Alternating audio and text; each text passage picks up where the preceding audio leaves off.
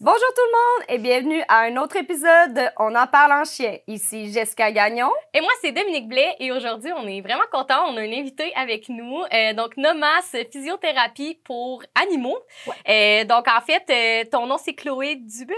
Oui. Oui, c'est ça. Exact. Je l'ai pas mélangé. Donc, en fait, aujourd'hui, on te rencontre pour que tu puisses nous parler un peu de tes services, quel genre de trucs tu offres, quel genre d'animaux tu es capable d'aider, en fait. Fait qu'on veut vraiment connaître comme le 101 de ta job, parce que de la physio, on connaît ça pour les humains, mais pour des humains qui sont capables de parler, mais pour les animaux qui communiquent avec leur langage corporel, c'est un autre paire de manches, on va se le dire. Oui, ouais, OK. Ouais, exact. Il faut savoir plus les lire, c'est sûr, mais c'est un peu le même but que pour les humains. Finalement, moi, j'appelle plus ça de la réadaptation physique animale parce que le terme physiothérapie, il faudrait que je sois physiothérapeute avec un ordre, ce que je suis pas. Moi, je suis technicienne en santé animale et je suis allée chercher ma certification en réadaptation physique animale.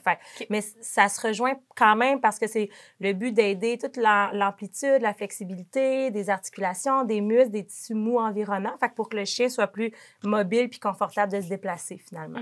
Super. Qu'est-ce qui t'a mené de technicienne en santé animale à, justement, technicienne en réadaptation ou physio, genre? Oui, exact. C'est comme technicienne en santé animale certifiée en réadaptation physique animale, c'est ça. C'est comme une certification de plus. C'est surtout parce que j'ai été longtemps en milieu clinique. Finalement, j'ai été 10 ans là, en clinique vétérinaire. Puis, je voulais pas nécessairement faire ça tellement plus longtemps, juste à cause des horaires, un peu le stress, Je commençais à être beaucoup émotionnelle, les euthanasies, ça me faisait beaucoup pleurer, toutes les histoires d'horreur, je commençais à moins bien le gérer émotionnellement, mais c'est sûr que je restais avec les animaux. Fait que j'étais allée voir qu'est-ce qu'une tech peut faire pour se spécialiser puis juste déroger un peu du milieu clinique tout en restant avec le contact des animaux. Fait que j'ai vu que tous les centres de référence à Montréal, toute Rive-Sud, Rive-Nord de Montréal, finalement, ont leur département de réadaptation physique. Fait que c'est de là mon certificat que je suis allée chercher pour ouvrir ça, moi, en région. OK. Puis là, présentement, tu travailles à la clinique, dans une clinique vétérinaire à Val-d'Or, si je ne me trompe pas.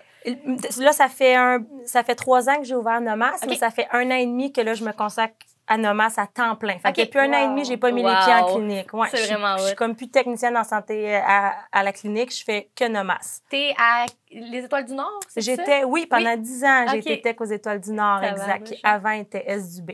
OK. Puis, dans le fond, là, présentement, tu as un local en périphérie ou c'est comment ça fonctionne? Oui, exactement. Je suis peut-être à un 7-8 km de la clinique. Fait que je suis encore à Val-d'Or, secteur Soleilville, finalement. Là. Je suis tout juste à la fin du village. Puis, j'ai mon propre local, c'est mon entreprise, puis je travaille là toute seule. C'est vraiment nice. Oui. Vraiment cool. C'est fin. Est-ce que tu vois que tu as plus de références? Est-ce que c'est plus des gens qui prennent l'initiative de te contacter par eux-mêmes ou c'est plus des références de cliniques vétérinaires qui t'envoient, dans le fond, leur clientèle? C'est une bonne question. C'est bonne. Barouette. Au début, c'était beaucoup de bouche à oreille parce que les vets, d'inclure ça dans leur plan de traitement comme option de soins supplémentaires ou complémentaires finalement à la médication prescrite et tout, ça a pris quand même 1 an et demi. Tu sais, là, je commence beaucoup à le voir dans les dossiers de vet quand je demande les dossiers des animaux. Recommandations, aller voir Nomas puis remettre ma carte d'affaires, mettons, parce que moi, j'ai mis mes petites cartes d'affaires partout dans les cliniques en région. Enfin, là, je commence beaucoup plus à le voir. Au début, c'était plus bouche à oreille. Les gens voyaient mon affiche parce que j'allais aussi porter des affiches en clinique. Fait les gens le voyaient, puis des fois, c'était leur initiative de crème. Je vais au moins appeler pour avoir des infos pour mon animal. Puis sinon, ben moi, mon ami est venu avec son chien. Fait que ça a été un peu des deux. C'est encore pas mal des deux, je te dirais. Pas mal partagé encore de bouche à oreille puis de connaissances qui sont venues me voir et ce qu'ils voient en clinique, finalement, puis ce que le vet recommande. Oui, parce que proprement dit, quand on a un animal qui a des douleurs physiques, notre autre solution, à part la médication, si on n'a pas de réadaptation physique qu'on peut faire, parce qu'on est soit limité dans l'offre de service ou carrément qu'on ne sait pas que ça existe, il y en a pas vraiment d'autres. Ils sont beaucoup laissés à eux-mêmes, exact. Ben oui. Là, on essaye la grande roue qui tourne, je pense, qui est un servicieux de médication avec repos complet. 1 semaine, 2 semaines, 1 mois. Après ce mois-là, d'enfin sortir du repos, que les animaux, l'énergie est over the top. Exactement. Là. Fait que là, la blessure revient les jours, les semaines après. OK, on refait du repos. OK, on réessaye de pousser la machine. Non, ça blesse. Fait c'est vraiment un servicieux. Fait que quand j'essaie doucement de remettre sur pied. Finalement, la réadaptation physique animale, d'y aller progressivement, lentement pour que le corps accepte finalement cette mise en charge-là, puis est guéri de certaines blessures, tu sais. Ouais. Parce que ça doit pas être super bon non plus quand tu as, mettons, un animal qui se blesse puis de le garder au repos complet non, je trouve pas. C'est ça, non, parce que là, c'est comme nous. Ça s'ankylose, là. Exactement. Finalement. Oui, puis l'atrophie musculaire peut survenir aussi vite qu'en 2 semaines, tu peux perdre tant de centimètres de muscles, les taux de cuisse, surtout qu'on le mesure. Fait que c'est vite 2 semaines pour perdre du muscle. Fait qu'après ça, ton corps, il est même plus outillé pour aller à la pleine puissance que l'animal veut. Eux, ils s'en foutent d'être blessés. C'est pas comme nous, c'est pas des victimes. Là, c'est pas je vais me ménager, là, je suis sortie d'un repos. Pas en tout, c'est à peine à la planche, puis là, c'est là qu'ils risquent de se reblaisser. Mais ils n'ont pas cette conscience-là, non pas plus, du de tout. se dire on va peser sur le break. C'est le moment présent. Ouais. Exactement. Et eux autres, ils pèseront pas sur le break. Ils vont y aller à 0 ou à 1000, c'est tout. Là, ils auront mal pendant ce temps-là, puis c'est bien fin avec eux. Mais après ça, ils en ont pour une couple de semaines à boiter. Ah oui. Les pauvres bébés. Oui. Ils souffrent en silence, les animaux, parce que c'est des grands toughs. Là. Oui, puis souvent, on dit souvent, mettons, qu'un animal qui est blessé ou qui a mal, on le verra pas avoir un méchant bon bout. Là. Pour que nous, on vienne à le voir exactement. Quand le client dit « red flag, mon chien va pas bien », lui, qu'est-ce qu'il endure depuis quelques jours, quelques semaines, c'est déjà souvent enclenché. Excuse, c'est ça, c'est déjà quelque chose pour lui. Il est déjà en train de le gérer depuis beaucoup plus longtemps. Puis quand ça vient à notre œil, souvent, c'est pas jour 1 pour lui, mais pas du tout, là. Non, c'est ça, parce que dans la nature, ils peuvent pas non plus montrer trop de faiblesse ou, tu sais, comme, justement... Ils peuvent pas se montrer vulnérables, justement, souvent, soit sont rejetés ou comme sont carrément attaqués par les pairs. Exact. Exactement, aussi, fait qu'ils ne peuvent pas nécessairement le démontrer quand ils ont des douleurs physiques. Fait que, tu sais, c'est ça. Pour que nous, on le voit, là, il faut vraiment que ça soit rendu quand même assez loin. Qu'eux sont plus trop capables de le cacher, exact. Là, toutes les compensations, puis là, on vient, là, vraiment, il marche le dos rond, là, vraiment, il y a ci, il y a ça. C'est parce que eux, ils viennent qu'à compenser depuis X nombre de temps avant. Oui, effectivement. Tu peux-tu me parler un petit peu de c'est quoi le processus? Par exemple, là, moi, j'ai un chien qui a, je sais pas, mal à une patte. Je prends rendez-vous avec toi. Après ça. Après ça, bon, ben là, c'est sûr qu'il y a une première évaluation, finalement. Fait que je regarde, parce qu'il n'y a pas de plan de traitement tout mis dans une boîte. Je vais faire ça la semaine 1, ça la semaine 2. C'est vraiment du cas par cas, de où on part. Est-ce qu'on est vraiment en phase aiguë? Est-ce que c'est quelque chose de chronique depuis des années? Est-ce qu'on a en plus un petit surplus de poids géré dans l'histoire? Oui! C'est-tu un athlète canin? C'est-tu une activité modérée? Fait que je prends vraiment beaucoup, beaucoup de renseignements. La première séance, c'est sûr que c'est plus de blabla avec les gens. Je remplis plus le dossier, connaître finalement le mode de vie de l'animal. Puis après ça, ben là, on y va. Est-ce que je choisis des modalités pour gérer la douleur, l'inconfort, comme le laser thérapeutique et de la lumière, finalement, qui va venir vraiment drainer l'enflure, aider les cellules à se régénérer? Est-ce qu'on fait aussi ou du TENS, qui est un courant électrique, finalement, avec des électrodes? Est-ce qu'on enclenche le bassin aquatique? Est-ce que c'est un animal qui, déjà, est peureux, réactif? Fait que le bassin, ça va être à la séance 3, 4, 5 quand il va être habitué à moi puis à mon local, ou non, pas en tout, c'est un petit friendly qui adore l'eau, on peut aller tout de suite dans l'eau. Fait je prends la séance 1, je vais rarement / jamais dans l'eau pour connaître l'animal, justement. Oui. Puis juste, c'est ça, vraiment savoir avec qui j'ai affaire comme beau patient. Puis après ça, c'est ça, j'établis le plan de traitement avec les gens, je dis une plus longue séance peut coûter tant. Est-ce que vous êtes à l'aise avec ça? Fait qu'on discute aussi du genre de séance qu'il peut y avoir. Puis je tricote vraiment cas par cas. OK, super. De leur budget, j'imagine, puis de leur attente aussi. Exact, ça doit, c'est sûr, varier d'une personne à l'autre aussi. Exact. Puis est-ce que ce chien-là, on en a des athlètes canins à Val-d'Or, en Abitibi. Fait est-ce qu'on est comme pressé dans le temps, dans le sens, j'ai déjà une cliente, elle dit, moi, je veux faire ma course là, dans 2 mois. OK, ben là, on va pas se voir au mois, puis dans le sens, on va se voir à toutes les semaines, puis on va voir comment que ça évolue, puis on va mettre le paquet sur des modalités comme le laser pour vraiment que le corps réagisse vite puis guérisse vite, finalement. Fait c'est vraiment du cas par cas. Oui, le laser, c'est vraiment hyper efficace. Là, je sais qu'on utilise ça dans le traitement des plaies, là, mettons, chirurgicales. Ouais, exactement. Oui, à la superficie, ça va hyper bien, mais vraiment au-delà, vraiment intra-articulaire, vraiment plus profond. C'est la même machine, mais c'est d'autres paramètres qui sont sélectionnés.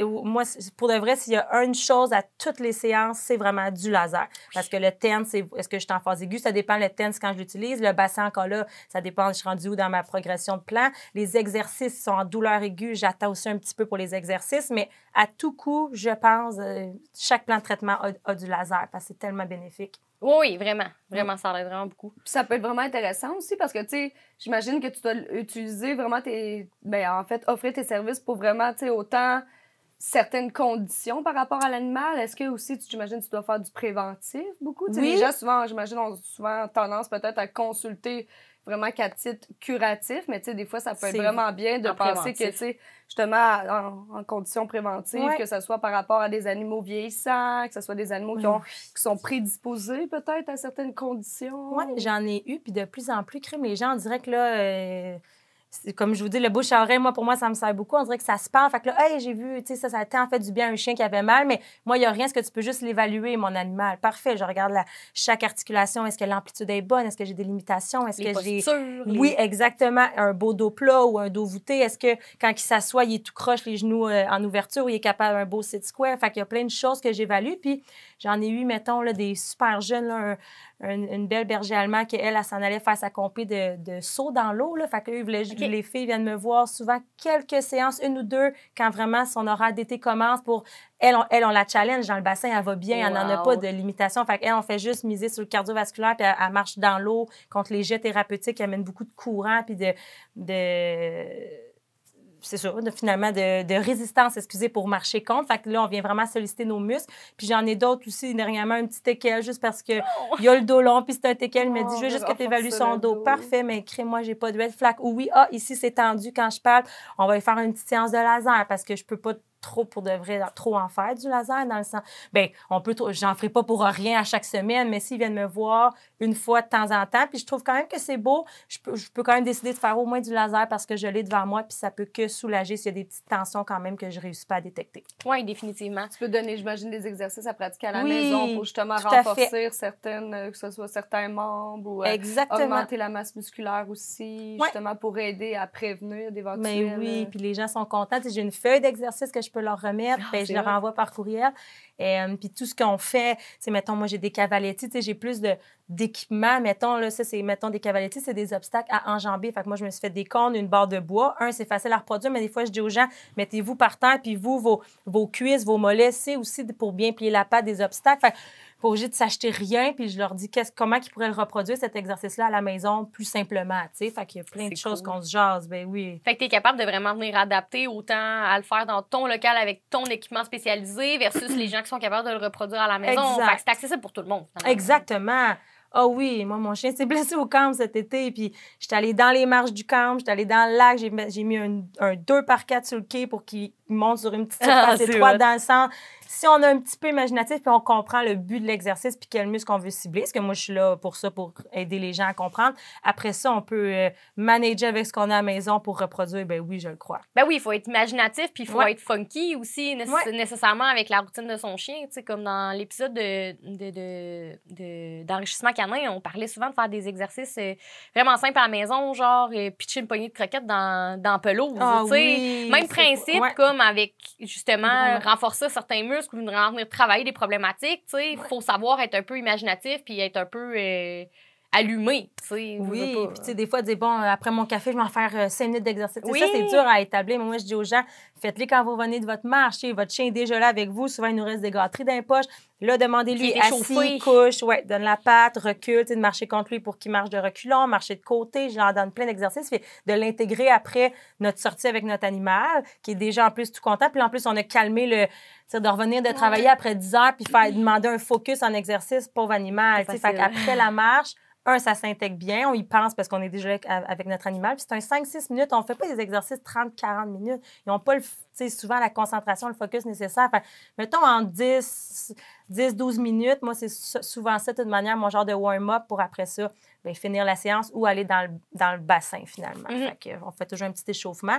Puis après 10 minutes, là, le mouvement il est moins clair, le chien est fatigué, il montre des signes de fatigue. Fait que moi, je dis rarement plus que 10 minutes, mais on peut le refaire. C'est mieux de le faire 3-4 fois dans la journée plutôt qu'une fois 30 minutes. On pourrait faire 3 fois 10 minutes. C'est la même chose en entraînement. C'est la même chose en entraînement. C'est pareil, exact. C'est vraiment pareil. Souvent, on dit justement aux gens, prends un 5 minutes, 3-4 fois par jour pour le pratiquer. C'est plus efficace. Un 5 minutes par jour, à tous les jours. À un moment donné, ton chien, il comprend la mécanique. À un moment donné, il finit par catcher comme, OK, là, c'est mon 5 minutes il rentre dans sa bulle. Puis, moi aussi, je pense. Exactement. Tu dois aussi offrir, j'imagine, des exercices de flexion, d'étirement aussi, probablement. Oui, ben en anglais, c'est passive range of motion. Fait que c'est de l'amplitude passif ou actif. T'sais, en actif, on le retrouve justement à la marche. En faisant des exercices, on est de façon active, le corps est activé. De façon passive, l'animal peut se tanner vite, mais ça, c'est surtout, mettons, en phase aiguë, là, il vient de se blesser. De toute manière, d'aller marcher actif, ça pourrait peut-être être inconfortable pour lui sur le coup ou vraiment, il est en post-op. Là, ça fait 3 jours qu'il est sorti de chirurgie, mettons une TPLO, là, des plaques et vis au niveau du genou.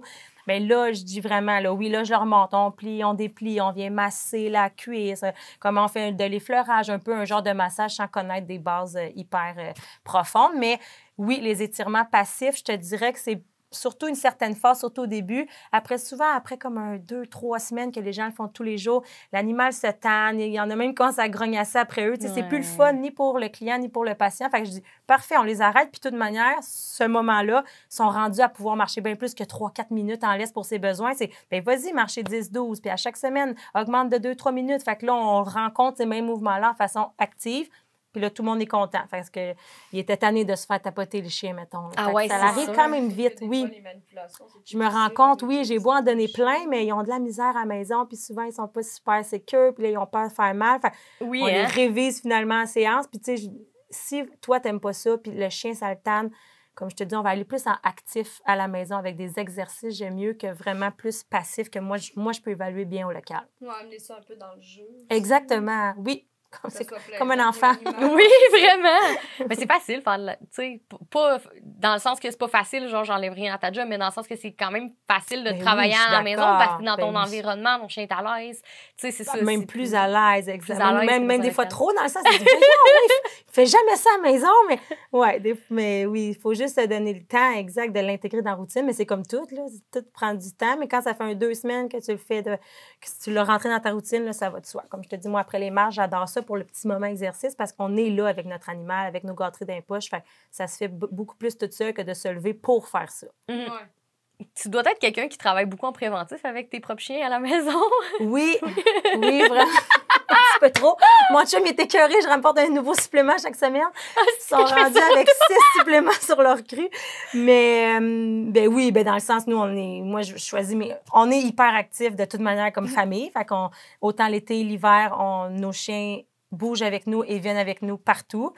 Comme je te dis, l'alimentation aussi, mes chiens mangent du cru, fait que c'est une grosse partie de préventif sur beaucoup de conditions. Ils ont leur supplément oméga 3 acides gras, ils ont leur moule verte, ils ont leur curcuma. Mon vieux 15 ans, il avait du CBD, fait que pour vraiment gérer ses douleurs sans médication externe. Fait que bref, oui. Puis mon laser, en fait, j'ai une Beagle Teckel à Londo depuis peu.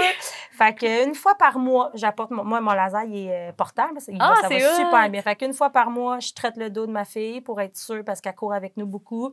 Oui, puis, parce que les hernies chez Teckel, c'est ça. Les hernies chez Teckel, c'est quand même fréquent. Exactement. Oui, c'est pas mal dans le top de la liste. On s'entend, c'est ça qu'on pense. Puis mon bras qui a 10 ans, ces petits coudes, ils craquent là, quand j'ai manipule. Puis c'est quand même nouveau. Fait que laser aussi au niveau des coudes, de son dos, qui a des raideurs parce qu'il court comme un fou. Tu sais, les raideurs sont normales à un certain stade, dans le sens qu'il y a 10 ans, il fait 9 km avec nous de ski patin. Je m'attends à ce que ce soit un peu raide. Mais oui, je l'entretiens, puis je dis au mois, là, mais aux 2 semaines même souvent. Puis là, il a boité un peu, ça me chicote, je vais l'apporter toutes les autres fins de semaine. Une fois par fin de semaine, je vais faire un petit traitement, l'autre ou les 2. Oui, oui, c'est ça. Puis ça doit quand même bien se transposer d'un chien à l'autre dans le sens où les traitements, les étirements en préventif, ça doit quand même être sensiblement la même chose de race à race ou c'est vraiment comme plus Oui, non, c'est le même corps, c'est la même ossature, les mêmes muscles. Fait que non, c'est juste que des fois, c'est plus difficile dans le sens, les petites pattes minuscules rabougries, justement, de Teckel ou des belles grandes longues pattes ou une toute petite race, une race géante que je me rends compte juste il me faut de la force à 2 bras pour étirer l'épaule sur un canet corso, tandis que je peux aller à 2 doigts avec un caniche. Fait qu'il faut quand même t'adapter ta force, puis comment ta préhension, comment tu le manipules. Mais le fond de la manipulation, je pense, reste la même, oui. Sensiblement, probablement. C'est le même muscle que je cherche à étirer ou c'est la même mobilisation au niveau de la même articulation, mais c'est ça, la pogne finalement, puis la force que je vais mettre est bien différente. Elle est différente, ouais, Oh, oui. Ça doit. Tu dis que tu travailles beaucoup avec le bassin d'eau. Oui. Est-ce que tu peux m'expliquer un peu? Oui. C'est quoi? Ben oui, vraiment. Ouais. Ben, c'est un tapis roulant sec, finalement, comme on a dans nos maisons, mais moi, c'est vraiment 4 murs. Fait que la strap roule dans l'eau. Il faut absolument l'eau. Moi, j'embarque avec eux. Ils ont leur harnais de marche, je leur laisse. Ouais. Fait que moi, j'ai mon petit panneau. Puis, comme un tapis roulant sec, c'est moi qui va mettre la vitesse, finalement, le niveau de l'eau. Quand que mon niveau est satisfaisant, dépendamment où je veux le mettre, surtout quelle articulation est visée puis à quel point je veux faire travailler la masse musculaire, ben plus l'eau est haute, plus c'est facile pour l'animal. Ça, c'est mes cas qui sortent de chirurgie ou vraiment mes petits surplus de poids qui ont une condition chronique, qui ont mal. Il y a une dysplasie des hanches qui dure depuis toujours. Fait que je monte énormément l'eau, souvent même au niveau de leurs hanches, parce que c'est là que, au niveau des articulations, la pression est la moins grosse. T'sais, c'est comme s'ils pesaient moins, finalement. Oui, fait que l'eau, la flottabilité les supporte. Fait que là, ça, je monte beaucoup l'eau. Si je mets l'eau au niveau plus des tarses, au niveau des chevilles, vraiment très bas, là, le chien travaille beaucoup parce qu'il veut, comme toujours, enjamber l'eau. Fait qu'on a beaucoup d'amplitude. Les muscles travaillent fort. Fait que, puis il y a plus de résistance vu qu'il y a un petit niveau d'eau. Là, il y a beaucoup de résistance. Fait que bref, le chien travaille plus quand je mets pas beaucoup d'eau. Fait que, selon la condition, c'est moi qui va décider finalement où je mets le niveau de l'eau, puis à quelle vitesse. J'ai toujours un miroir parallèle là, sur le mur à côté du bassin, puis je regarde vraiment mes pattes. Est-ce que j'ai tu sais, mettons, il y a déjà une boiterie dans l'air, mais est-ce que je l'accentue avec cette vitesse-là ou c'est comme sa propulsion, sa vitesse d'aller, puis là, ça va vraiment mieux ses pattes. Fait que je gauge tout ça. Puis il marche environ une 15, ça dépend. Des fois, en introduction, c'est juste un 10 minutes. Des fois, ça peut aller jusqu'à un bon 18-20 minutes. J'ai rarement fait plus qu'une vingtaine de minutes parce que ça fait partie d'une séance d'1 heure, mes séances complètes. Fait que si on a déjà fait du laser, des exercices, il me reste de toute manière une vingtaine de minutes max dans l'eau.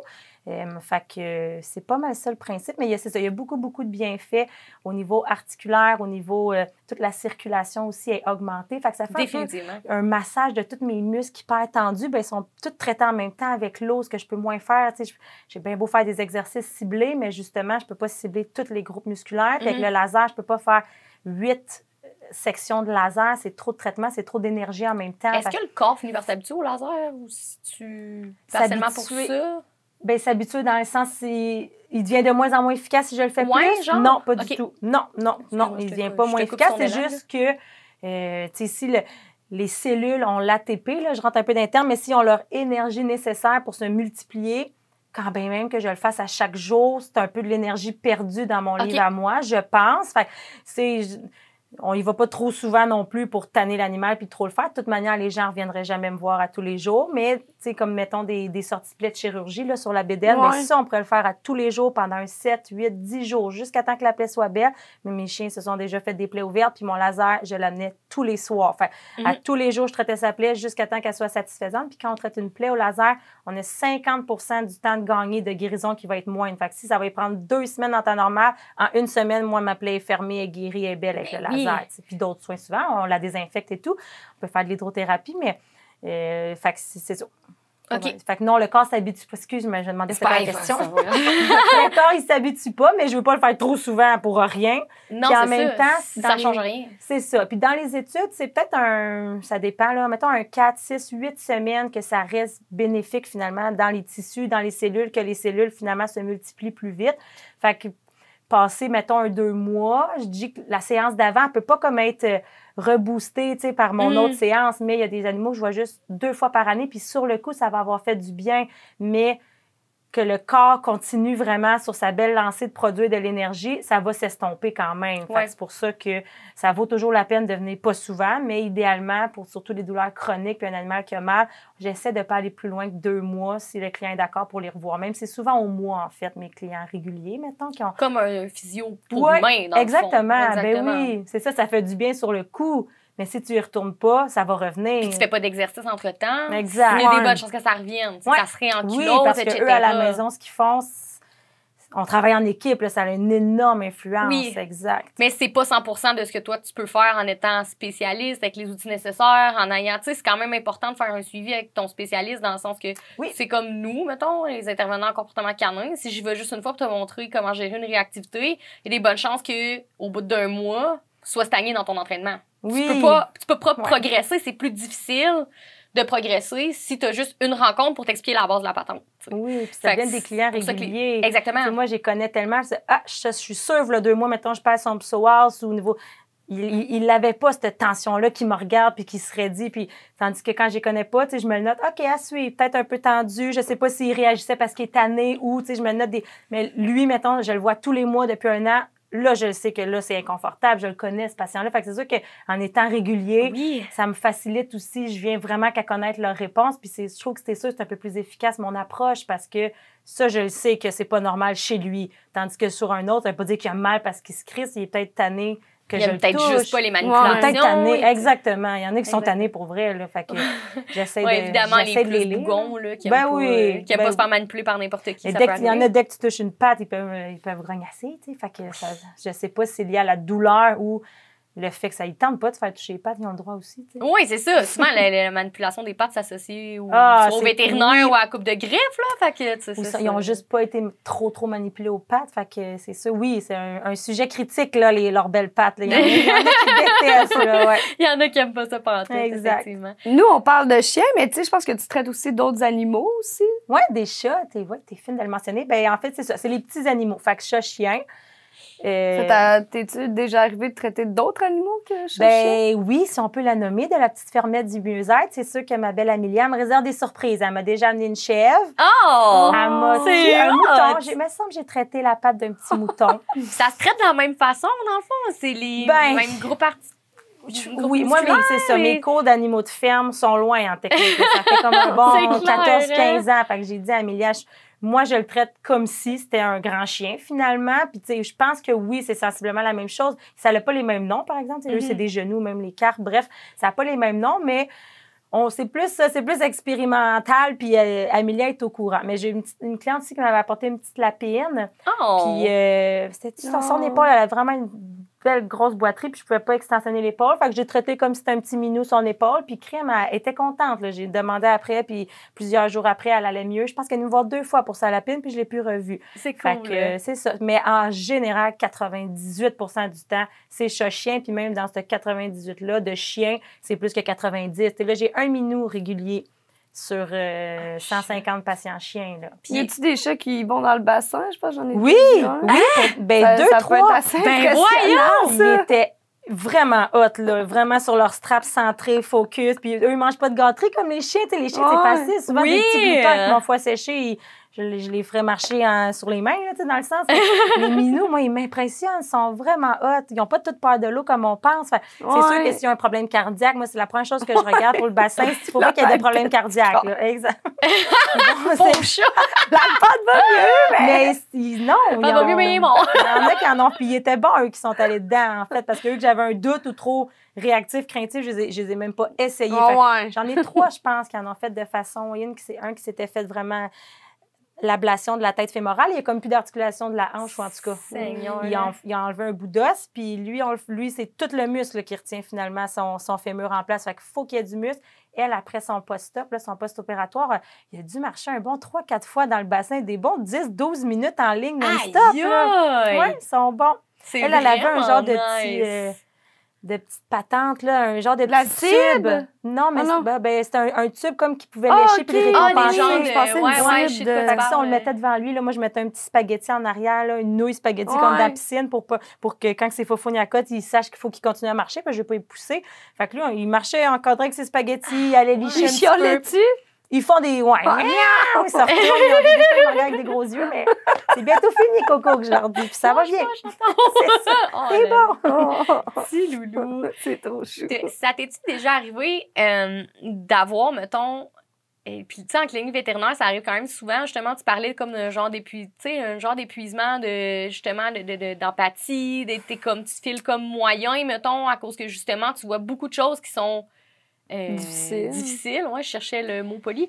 Est-ce que ça t'est déjà arrivé d'avoir une situation dans ta pratique en réadaptation où tu t'as fait ce chien-là aurait vraiment besoin d'avoir un suivi régulier, mais malheureusement... Ouais.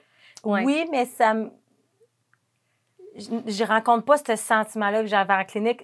Les choses qui me tourmentent le plus, c'est des fois, il y en a qui j'ai vraiment moins de succès, surtout mes grandes races avec leurs genoux. Oui. C'est long. Je te Colline, qu'est-ce que je pourrais faire de plus? Fait, quand c'est moins l'effet escompté de crime, j'ai à me creuser la tête parce que là, est-ce que je manque quelque chose? Ou il y en a que c'est des cas de chirurgie, je ne mentirais pas. Il n'y a rien de magique. Là. Fait, puis je leur dis très franchement aux clients, tu sais, on peut faire tamponner là la douleur, l'inconfort, mais le retour aux fonctions, pour moi, il est difficile. Il va être difficile, puis ça serait un cas de chirurgie, tu sais, ça, je le dis. Puis j'aime ça parce que les gens, je dis, est-ce que pour vous, c'est une option en chirurgie?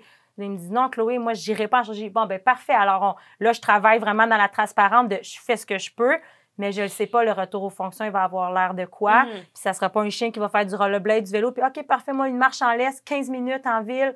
C'est parfait pour moi. C'est ça. C'était déjà ça que son mode de vie. OK, fait que ça dépend du mode de vie puis ce que le client veut faire avec son chien. Mais non, je trouve que c'est dans le sens que les gens ils disent moi aussi, je dis est-ce que c'est possible de revoir dans un mois? Hey, non, je vais te revoir dans 3 mois, j'habite loin ou le budget est serré. Bien, crime parfait, au moins, ça sera ça. Moi, je suis tellement fière de ma clientèle, je les trouve tellement choubidou de déjà être avec moi. C'est déjà le plus, mettons. Puis là, moi, ils font déjà le pas. Ben oui, puis exemple, là, je peux leur parler alors de suppléments, peut-être continuer avec ça. Oui. Ou oubliez pas vos marches régulières, font toute la différence. J'essaie d'enseigner. Puis OK, parfait, on va marcher tous les jours. Bon, ben même si je suis pas là, l'animal va aller bien, là, dans le sens. Fait que j'essaie de bord de plus dire qu'est-ce que vous pourriez faire alors à la maison. Ou pas de marche, c'est possible de construire une rampe des fois. Fait que on essaie de manager l'environnement à ce moment-là si je les vois moins souvent, mais ça ne me fait pas le pincement au cœur de pauvre animal parce que je suis déjà contente de l'avoir vu 1 fois, 2 fois, 3 fois. Tu as déjà fait le processus de l'aide au retour aux fonctions. Oui, puis eux, on dirait que les gens, là, ils savent qu'il y a un certain service, ils savent qu'ils peuvent être appuyés, ils ne sont plus tous seuls là-dedans. Oui. Ils volent de leur propre aile, puis ça va mieux pour de vrai. On dirait que déjà, c'était... Parce que il y a plein de clients, là, quand j'étais en clinique, ils font pas l'opération, même pas à cause du budget. Ils disent la distance, puis après ça, qui va m'aider quand je vais revenir chez moi là, avec mon chien, avec sa grosse jambe ou l'amputation, ou dans le sens, qui va m'aider après pour le certain suivi? Bien là, juste de savoir qu'il y a quelqu'un qui existe, qui peut m'écrire, ou on fait 1 ou 2 petites séances, puis là, faites ça à la maison, ils me montrent qu'est-ce qu'ils font, j'approuve. Fait que je trouve qu'ils sont déjà mieux dans leur tête d'aller de l'avant. Oui, ben oui, ils se sentent moins seuls dans tout ça. Parce que les techs puis les vétérinaires, ça reste des généralistes. Un peu comme quand tu t'en vas à l'urgence pour consulter un médecin, c'est un médecin généraliste, c'est pas un médecin spécialiste. Fait que justement, c'est ça, d'aller vraiment vers quelque chose de spécialisé au niveau de la physio puis de la réadaptation. Quand tu as justement un chien qui a une condition physique spéciale, ça fait toute la différence. Exact. Puis de désengorger un peu parce qu'en clinique, c'est pas tout à fait... Des fois, malheureusement, on manque de temps. Puis c'est sûr que la priorité, c'est les urgences. C'est sûr, entre la vie puis la mort, ça va être les urgences. Fait en clinique, en tout cas, c'est sûr que les filles, ils font leur gros possible, mais c'est beaucoup débordé. C'est ça. Il n'y a pas vraiment d'alternative autre que la médication parce que malheureusement, soit par manque de service ou parce que, justement, on sait pas quoi faire avec ça. Exact. Oui. Puis moi, c'est ça, tous ces appels-là de OK, mais ils boitent encore. C'est la 2e molécule qu'on essaie. Puis cette molécule-là, on vient de l'augmenter. Ils boitent encore, qu'est-ce que je fais? J'avais goût de dire, je sais pas. C'est vrai, j'ai aucune idée. Je sais pas plus quoi faire. C'est ça. Là, maintenant, je peux mieux conseiller, évidemment. Là, tu n'arrives jamais au bout du plan de traitement dans le sens que tu peux toujours faire des exercices pour amplifier le mouvement. Oui, sauf certains cas, comme je te dis, que crime, moi, je pense que ça serait une chirurgie. Tu sais, ça, je peux le dire des fois. Là, c'est sûr que de rien faire, je pense que c'est pire. Là, vas-y alors à petite échelle, mais ça se peut que ton chien reste avec une drôle de démarche, une petite claudication, une boiterie. Ça, si les gens sont corrects avec ça, bien parfait, moi, je continue mon rôle. Mais je peux le dire que lui aurait besoin d'une chirurgie. C'est sévère, tu sais. Oui, ça t'es-tu déjà arrivé des cas où tu te sentais vraiment dépassée? Surtout au début, oui. Mais moi, j'ai fait dans le cadre de mon certificat, finalement, j'ai fait un 40 heures de stage au DMV, qui est le centre de référence à la Chine à Montréal, avec Élise, ma mentor, que je l'appelle. Elle a fait ça depuis vraiment longtemps. Elle a aussi parti s'accompagner là, sur la Rive-Nord. Fait que avec Élise, là, elle a tellement été fine. Là. Combien de fois je l'ai écrit des bulles de 28 lignes pour dire, voici, je présentais mon cas, toi, qu'est-ce que tu ferais? Est-ce que je peux empirer? Parce que moi, ma grosse peur, c'est, je veux pas l'empirer, ce chien-là, c'est au top de mes priorités, tu sais, qu'est-ce que je fais pour l'aider, mais surtout pas pour l'empirer, tu sais.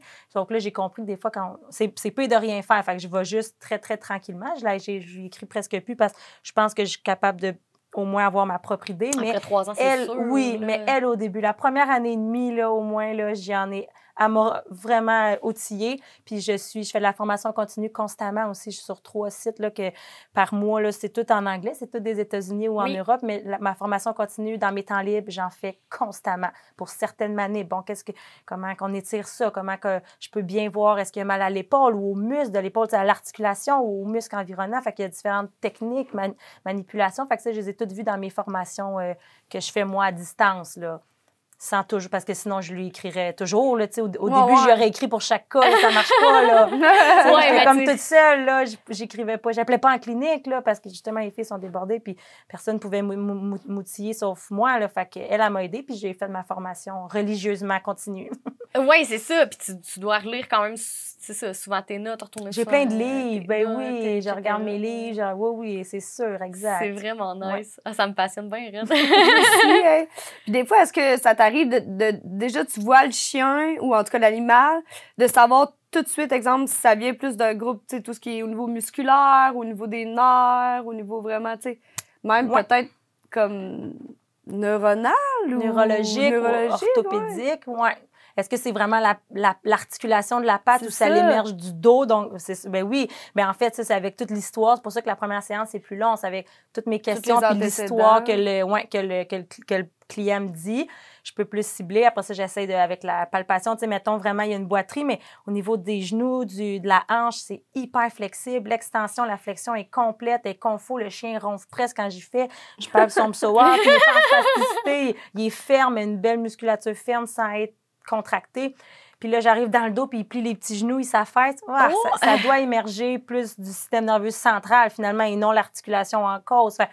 Et oui, il faut tout démêler ça, parce que non, des fois, j'ai aucune idée, puis j'essaye, puis c'est vraiment...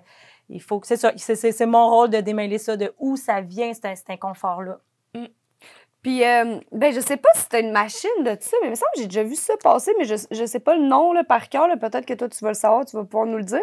Mais j'ai vu qu'il y avait comme, je sais pas si ça fonctionne au rayon X ou quoi que ce soit, mais qui permet de voir vraiment la chaleur corporelle de l'animal pour voir justement si t'as comme une zone d'inflammation, quoi que ce soit. Oui, l'imagerie thermique, oui, je l'ai. Oui, fait que oui, c'est vraiment une petite caméra thermique. On l'avait faite avec Zora. Parce que moi, en tout cas, pour les téléspectateurs qui nous écoutent, j'ai déjà fait affaire avec je me rappelle plus pour ma petite vieille, mais aussi pour mon teckel. Exact. Plus préventif, curatif aussi, là, parce que ma vieille, elle boite un petit peu des fois de la pâte à verre. Là, ça va mieux d'ailleurs, mais ça vient, ça part. Ça vient, ça part. Oui. Mais oui, l'imagerie thermique, j'aime ça m'en servir parce que... Tu l'utilises souvent? Bien, surtout pour mes cas de dos. En fait, puis ça aussi, tu sais pas trop d'où que ça peut venir, ou pour avoir une meilleure idée de... Ou traiter, exact, ou mettre mon placement d'électrode, puis tu sais, dans le sens que là, ils ont mal au dos. Puis en fait, des fois, c'est même pas parce que c'est pas un outil diagnostique, c'est vraiment, tu sais, même si j'ai une grosse zone chaude là, parce qu'en fait, je vais voir des couleurs. Fait que vert, c'est comme normal, vert jaune, là, bleu, il peut manquer de conditions nerveuses, il manque de circulation, puis là, mes spots rouge, là, ça, c'est souvent signe d'inflammation. Ouais, c'est comme engorgé, cette zone-là, c'est tendu, il y a plus de sang, il y a de l'enflure. Fait que ça me dit un peu, tu sais, OK, là, vraiment, à gauche de la région thoracique, ça, c'est un endroit à surveiller. Puis, ce qui est le fun avec une première imagerie, après, mettons, 1 semaine, 2 semaines, ça va mieux, mais les clients disent, ouais, ça va mieux, mais il peut s'isoler encore. Bon, ben, OK, on la reprend. On voit, crime, ça l'a vraiment diminué. Ou c'est vrai, c'est encore là, mais c'est moins chaud. Ou non, j'en ai eu, là, regarde, c'est symétrique de chaque bord, parce que moi, ce que j'évalue, c'est est-ce que c'est symétrique de part et d'autre de la colonne, ou si je prends vraiment le plan gauche puis le plan droit, est-ce que ma face droite du chien puis face gauche, c'est vraiment symétrique, finalement? Parce que j'ai bien beau, tu sais, des fois, il y a des choses propres à eux, même si j'ai une petite zone rouge, je ne m'alarme pas. Si c'est complètement symétrique de l'autre bord, ben OK, c'est peut-être propre à lui, je peux pas tout expliquer, là. J'ai pas le bagage non plus, là. Moi, encore là, mon imagerie, je me l'ai procurée, puis je surfe dans les formations, mais plus j'en prends, plus je me dis, OK, ben ça, je pense que ça peut être normal. C'est vraiment, oui, c'est rouge, mais c'est un peu diffus. On la reprend 1 mois, 2 mois après, c'est exactement pareil, puis le chien n'est pas symptomatique à la maison. Bon, ben OK, on laisse ça comme ça, tu sais, mais d'en prendre quelques fois dans le plan de traitement, ça me permet de suivre aussi un petit peu, est-ce que c'est normal? Est-ce que c'est propre à lui? Ou non, ça, c'est une grosse zone rouge fatigante qui n'était pas là au début. Je vais la traiter, puis c'est là que je vais mettre mes électrodes ou que je vais concentrer mon laser. Aïe, aïe. Oh, je trouve ça vraiment hot, excuse-moi. C'est parce que je trouve ça fascinant de voir à quel point tu as une connaissance du langage canin, puis une connaissance juste de la musculature, de l'ossature, puis tout de l'animal. il parle pas. Fait que, tu sais, moi, mettons, une physio pogne la patte, me lève dans les airs ou elle me dit, plie ça de même. Je peux lui dire, ça me fait-tu mal, ça me fait pas mal. Ouais, c'est plus précis. Mais c'est ça, c'est que ça rend ta pratique. C'est une pratique qui est hyper imprécise. C'est hyper comme nébuleux à la base. Ouais, mais il y en a qui. Ouais, mais. Il y en a qui parlent quand Oui, même. il parle. Il peut pas le Christy. faker que ses petits genoux, ils flanchent. T'sais, moi, je paye sur le dos, puis lui, il regarde devant, puis tes petits genoux ont flanché. Hey, je sais comment tu t'es pogné, là. C'est ça. T'sais, ou vraiment, il y en a qui viennent carrément à ma côté d'âge. Moi, je suis contente. Je suis là, OK, j'ai trouvé génial, mon coco. Tu me l'as bien dit, merci. Mais c'est sûr que c'est moins qu'un humain. Ou juste le temps. Nico, mon chum, bref, j'ai en fait des fois où même beaucoup d'humains en physio, ils ont le TENS, puis ils règlent eux-mêmes leur intensité, puis ils arrêtent dès que ça... Il faut que j'arrête quand ça chatouille sur le bord de l'inconfort, mais que ça chatouille. Ça, c'est mon gros affaire avec mes chiens. Tu sais comment? Au moins, moi, je garde mes mains sur les électrodes tout le temps. Fait que je sais le courant que j'envoie, on le partage. Fait que dès qu'il se délèche, dès qu'il regarde plus son proprio, dès qu'il se tourne un peu, j'essaie de lire. Là, il sent, j'arrête. Parce que passer une analyse complète à chaque moment pendant 1 heure. Là. Je le regarde. Oui, exact. Littéralement. Je le monte, il bouge. OK, je le redescends. J'ai compris. Là, je suis allée trop haut. Mais oui, il faut que je le regarde tout le temps. Là. Ben oui. OK. J'essaie de le lire. Ben oui. C'est arrivé de pogner des clients que c'était vraiment très difficile ou même au niveau des manipulations. D'arriver un incident. Incident, crime, non. Tu sais, j'ai même pas de muselière.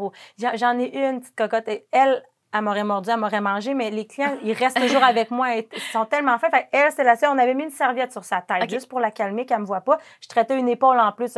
Souvent, tu sais, dos, genoux, les gens sont là, tiens la tête. Moi, je m'affaire en arrière, j'ai aucun stress. Quand on parle de pattes avant, je suis plus près je suis dans leur bulle, pour eux. J'ai bien beau m'étirer le bras, je suis carrément dans leur bulle. Fait là, on met une petite serviette ou à Way gâterie, là, ça y va dans le sac de gâterie. Mais on a toujours ensemble avec le proprio trouvé moyen de moyenner. Puis, j'ai pas toujours pu faire mon plan de traitement. Moi, mon idéal, c'était de le coucher sur le côté, d'aller y étirer. Clairement, pour certains bergers allemands, ou des races où j'ai pas pu. Parfait. Puis des fois, je peux pas séance 1, séance 2, séance 3, séance 4. Elle revient, l'animal revient, la queue qui branle, elle se couche devant moi. Merci. Fait que là j'en profite. Fait au fil des traitements aussi, je peux faire plus bien souvent.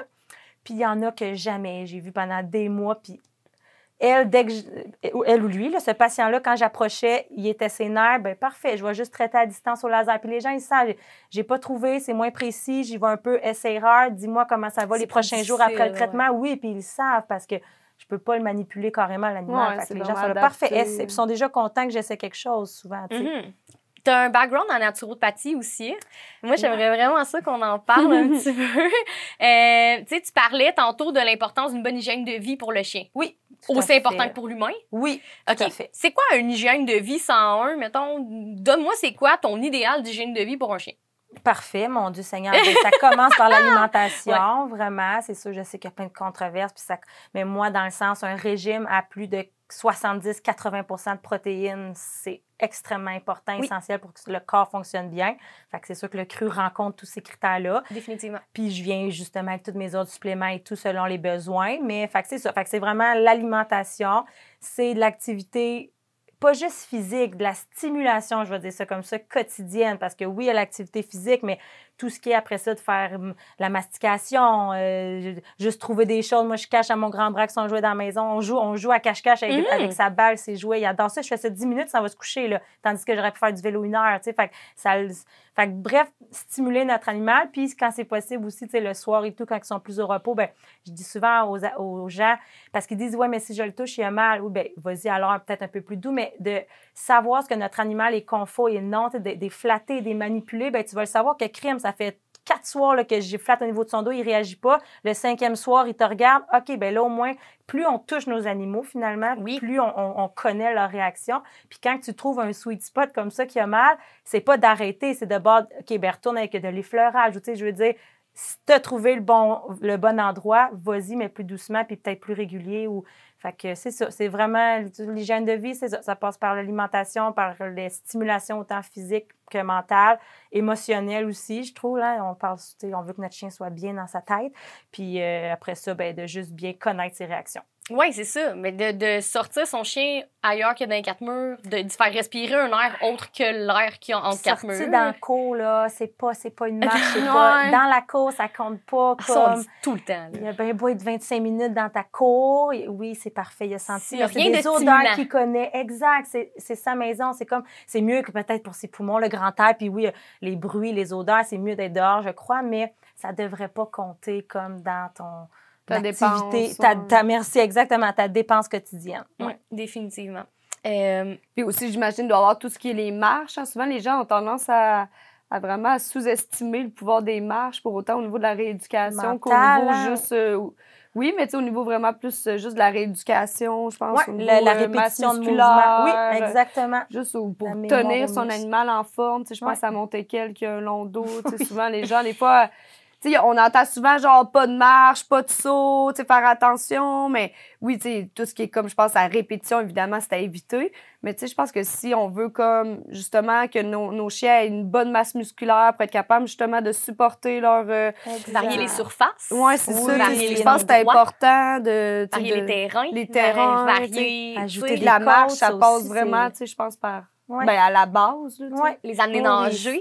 Oui, tout ça, c'est la des nage, choses. évidemment. C'est autant stimulant pour le corps que c'est stimulant pour l'esprit. Là. Fait que, autant vraiment, les deux, exactement. Devenir varié comme les genres d'environnement. Parce qu'un chien qui marche 100% du temps sur de l'asphalte, il doit quand même avoir des conséquences à un moment donné au niveau de sa santé, ses articulations. Ou tu sais, quelqu'un qui court tout le temps sur de l'asphalte, ça doit devenir à un moment donné difficile pour les genoux, difficile pour les articulations. Comme l'humain lui-même, là. Bingo. Exact. Ouais. Bingo. Exact. Fait que, tu sais, c'est ça, vraiment d'être capable de devenir varié, offrir un large éventail de, justement, d'endroits, de choses, de possibilités, de choix. Puis je pense que, tu sais, la marche est beaucoup plus bénéfique que la course, c'est sûr. Ben, au niveau pas de la dépense, mais je veux dire au niveau vraiment musculaire. Sécurité de prévention des blessures, oui, c'est sûr, exact. Mais il y a certains chiens, par contre, ils en ont besoin de courir, exact. Oui. Mais la marche, oui, c'est tellement la base de tous les chiens. Puis après ça, s'il y a besoin d'un peu plus, parce que lui, il y a une, tu sais, comme mon braque allemand, lui, c'est sûr que marcher poète en laisse, il serait malheureux. Je ne marche pas en laisse. Moi, il fait du lousse en forêt où on est en activité, il nous suit à grande course. Mais c'est ça, ils ont tous des besoins différents. D'ailleurs, c'est la base. Avant de s'adopter un animal, connais ses besoins et tes besoins. Puis vraiment, après ça, choisis ton bon partenaire de vie, parce que c'est carrément ça, c'est d'avoir un chien pour partager, je pense, ces moments-là. C'est ce qui est primordial, vraiment. Je pense vraiment tout ce qui est comme en terrain, c'est l'idéal, parce que là, comme on le dit, vu que c'est pas le même dénivelé, ben le chien, tu sais, travaille plus, j'imagine, sa proprioception. En forêt, oui. Ça, il fait des genres de cavaletti enjambés, les racines, les roches. Oui, il y a plus, puis de signaux, comme tu dis, de où sont ses pattes dans l'espace, qui est la proprioception, de vraiment reconnaître son corps dans l'espace. Oui, je pense que c'est amplifié, augmenté quand on varie les terrains puis qu'on marche sur des surfaces qui, comme tu dis, c'est ça, de la pelouse, en forêt, des racines, des roches. Dans le fond. Exact. Vraiment, c'est ce qu'il y a de mieux pour son animal. Ouais. Perso, je suis une fervente défendresse des marches en forêt. Là. Moi, on a parlé un peu un matin, puis moi, dans ma tête, ne pas marcher en forêt avec mes chiens une journée, je trouve ça... Moi, ça me fait capoter. Autant ça me fait tellement du bien à moi, puis autant du bien à eux autres, que pour moi, c'est vraiment rendu nécessaire à une bonne hygiène de vie et un bon équilibre de vie. Comme tu l'as dit, même pour moi, moi, après ma journée, j'ai besoin de... C'est ça, c'est pour nous. Fait que, oui, les arbres, la forêt, exact. Oui, respirer le bonheur. Ça nous fait autant du bien mentalement. À l'automne, ça sent bon. Au printemps, ça sent bon. Non, au printemps, ça sent bon. Là, on a pas mal de caca qui dégèle en forêt. On a des petites mines d'or, hein? Moins pire quand on nous recrue, par exemple. Oui, c'est vrai. Ça, c'est le fun. Mais c'est les chiens des autres qui marchent là aussi. Les caca des miens. Vite fait, est-ce que tu veux me nommer, mettons, ton top 3 des meilleurs suppléments naturels pour un chien qui a des problèmes au niveau des articulations? Oui, avec plaisir, mon Dieu. Ben là, moi, je fais affaire avec Pat d'eau bio parce que c'est une vette vraiment d'ici, finalement, qui est partie de cette ligne-là. C'est des produits qui sont approuvés Santé Canada. Elle est agronome en plus. Oui, exact. Puis elle peut pas mettre... Oui, puis elle a présenté des études et des études sur les ingrédients qu'elle utilise dans ses produits. Puis moi, en fait, avant même, là, je ne vais pas pousser ces produits, mais moi, je les utilisais depuis un bon 5 ans.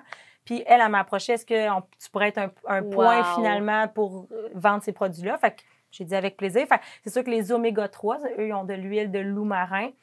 je l'adore parce que c'est un petit peu plus... C'est parfait, les huiles de poisson. Puis j'en ai donné extrêmement longtemps avant d'être avec Pat Bio.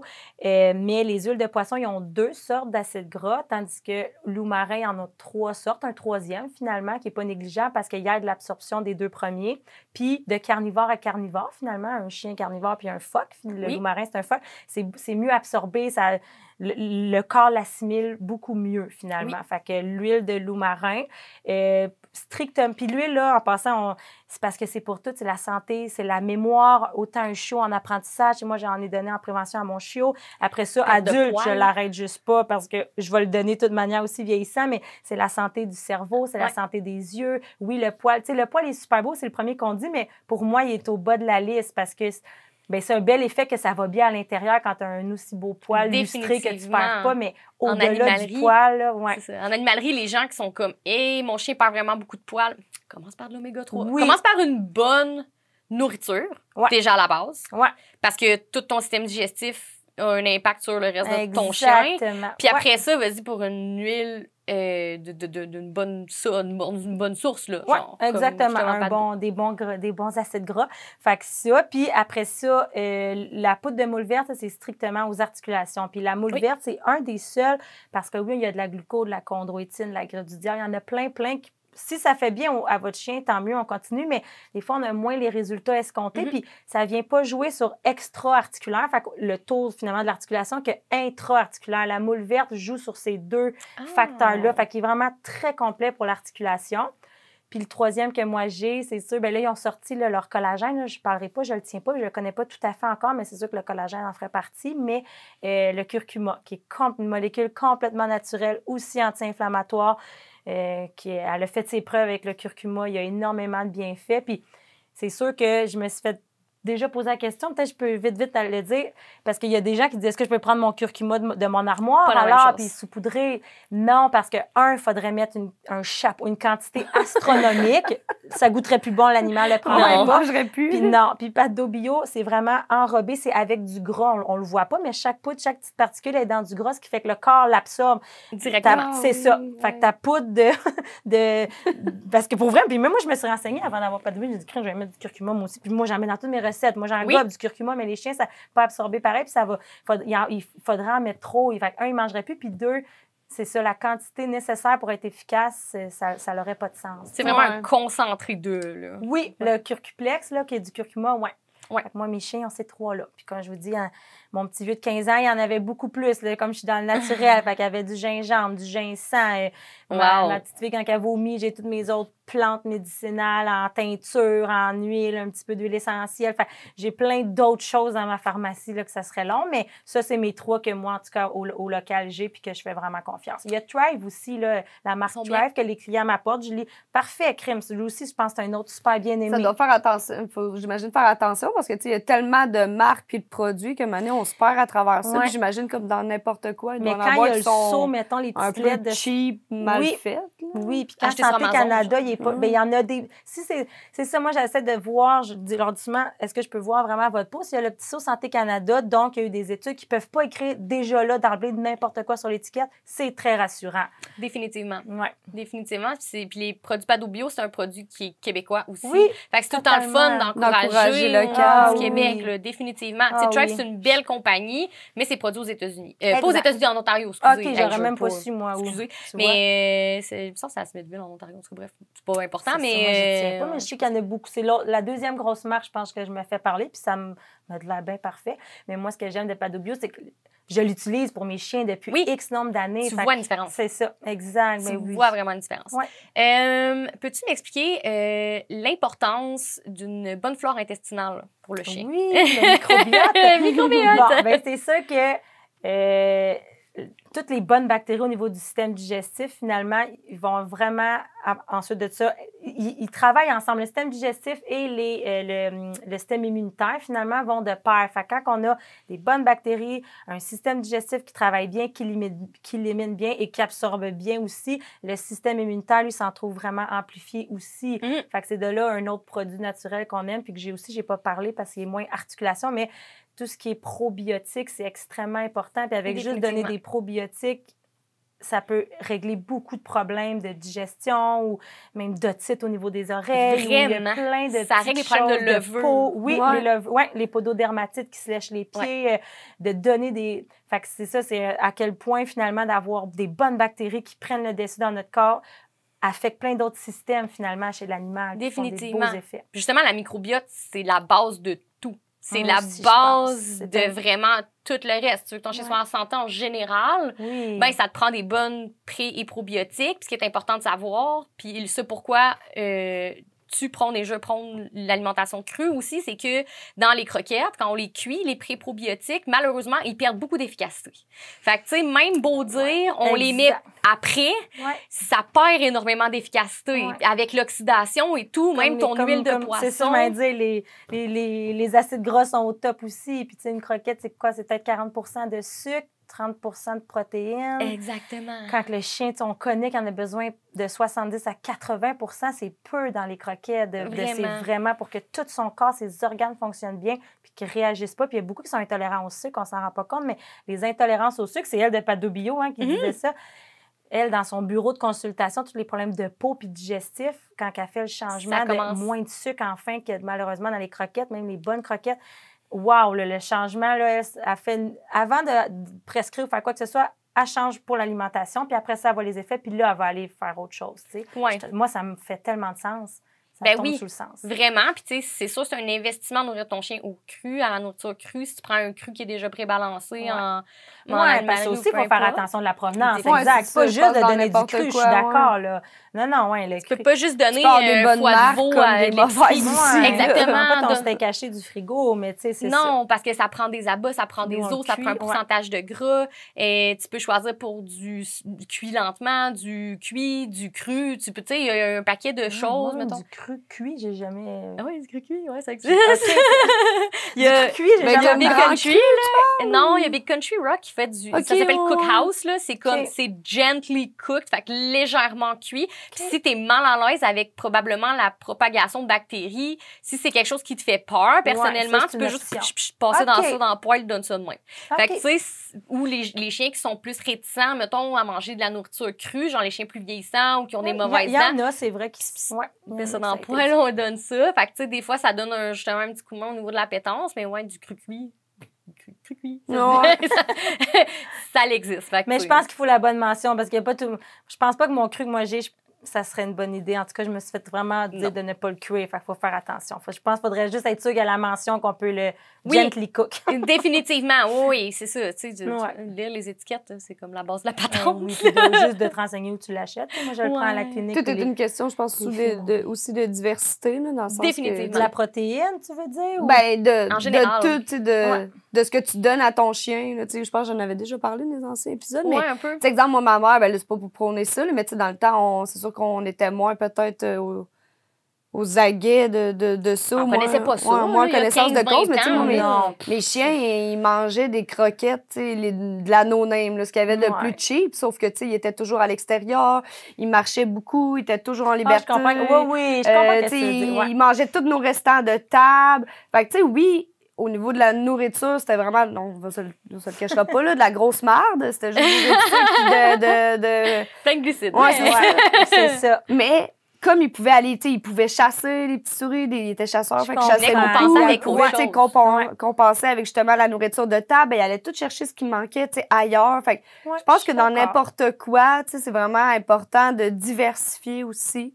Définitivement. Ça va comme l'animal, lui, va aller chercher peut-être ce qui manque parce que, tu sais, même la meilleure nourriture, qu'on parle de croquettes ou de cru, je pense même la meilleure, tu prends toujours la même marque, la même protéine, la même affaire, tu rajoutes rien, c'est comme toi, justement, tu rajoutes aussi tes suppléments, etc. Mais que la personne pense juste acheter ça puis pas diversifier, pas rajouter de suppléments, ben, tu sais, au final, ça reste qu'on va peut-être manquer quelque chose parce que c'est dur de pouvoir à ce temps combler 100% des besoins, justement, de ton chien. Une affaire peut être complète, c'est à 100%. Oui, les grandes compagnies de croquettes font aussi des diètes rotatives dans le sens où, tu sais, il y en a beaucoup qui prônent justement une diète rotative. Fait que dans le sens que tous les mêmes ingrédients dans les sacs de croquettes sont les mêmes, sauf la protéine qui change. Fait que déjà là, on rajoute une petite coche, on vient de jaser un petit peu, mettons, l'alimentation de ton chien, justement, en faisant, en faisant genre une rotation de protéines, tu sais. Fait que on comprend, on est à l'affût du fait que le cru, c'est pas donné, puis que c'est pas nécessairement accessible à tout le monde, dans le sens que si tu as vraiment un budget limité, c'est peut-être plus difficile. Ouais.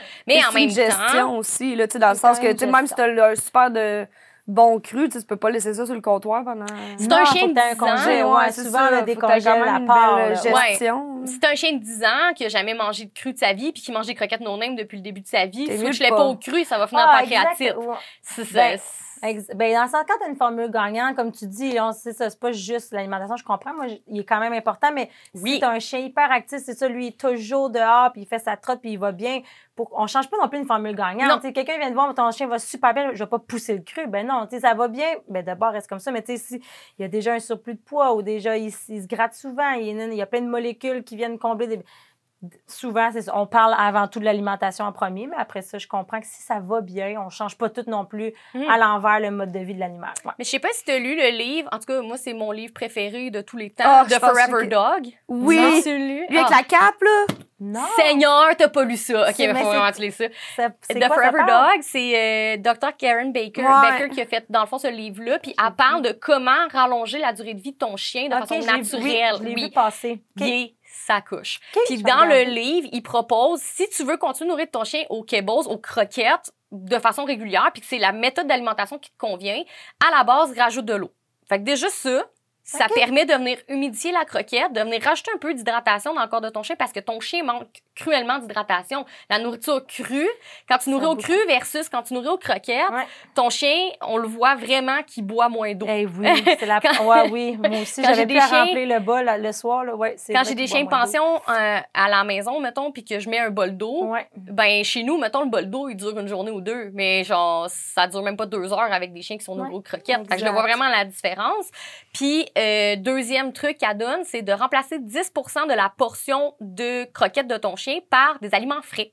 Fait que des restants de table. Genre, mettons, t'as un petit épluche un piment, là. Bon, ben, tout ce qui reste du piment qui est encore faire bon. attention avec restant de table, là. Des bons restants de table. Oui, pas d'épices, pas de fromage, pas de ta toast au beurre de pinot le matin, pas sûr qu'elle rentre là-dedans. Mais frais. Fait que, vraiment. Il te reste 3-4 bleuets. Faut du croque. 3-4 petites fraises. Tu sais, tu coupes, mettons, un poireau, là. Il t'en reste des petits bouts de poireau au bout, là. Ben, tu peux le couper en morceaux, mets ça dans la gamelle de ton chien. 10% par jour, ça ferait toute une différence sur l'état général de ton chien. Puis sur la microbiote aussi.